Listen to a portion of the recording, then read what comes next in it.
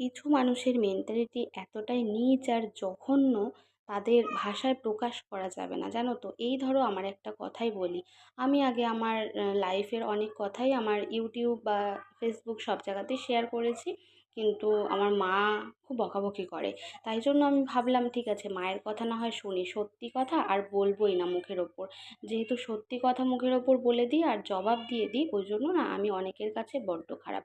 যাই হোক, তাদের মন মতন আমি কখনো হতে পারিও নি আর ভবিষ্যতেও চাই না তাদের মন মতন হতে। কারণ তাদের মানসিকতা খুব নীচ আর বাজে।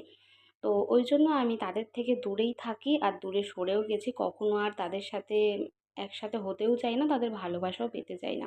এবার একটা কথা বলি, আমি আগে যে ডেলি ভ্লগ শেয়ার করতাম বা ঘুরতে যাওয়া বা অন্যান্য ভিডিও শেয়ার করতাম, সেখানেও প্রবলেম। আমি কেন ভিডিওতে এই কথা বলি, কেন ভিডিওতে ওই কথা বলি, তাই জন্য আমি সেগুলোও ছেড়ে দিয়েছি। আমি আমার মতন করে বাড়িতে থাকি, ঘরে থাকি, ভিডিও বানাই রান্নার। এইবার তাতেও সমস্যা, আমি ভালো ভালো রান্নার ভিডিও করি, আমি কেন একে দিই না ওকে দিই না? আচ্ছা, আমি কাকে দেবো না দেবো সেটাও কি আমাকে তাহলে দেখিয়ে প্রমাণ রাখতে হবে, বলো তো?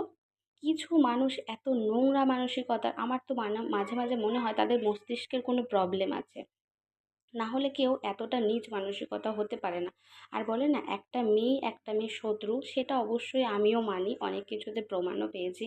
কিন্তু একটা মা হয়ে আরেকটা মায়ের সন্তানকে সবসময় অপছন্দ করা, কথা বলা, বাজে কথা বলা, আমি তার খেতেও যাই না, পড়তেও যাই না। আমার সুবিধা অসুবিধায় সে কখনো আমাকে এক থালা ভাতও দিয়ে দেখেনি, তাহলে কিসের এত সমস্যা?